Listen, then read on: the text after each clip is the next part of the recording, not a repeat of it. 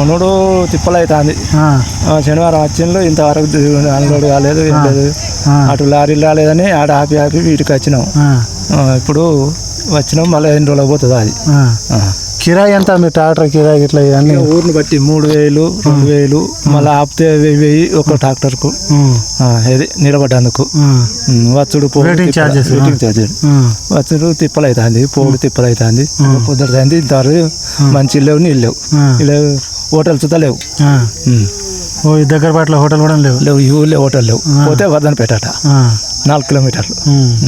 బాధ అనిపిస్తుంది అంకోలి. వ్యవసాయం ఎందుకు చేస్తారా ఏందిరా అని బాధలు ఉంటాయి కదా. మరి వ్యవసాయం చేసిన బతుకు ఇట్లా ఉన్నది. అమ్మపోతే అడవి, కొనపోతే ఇది.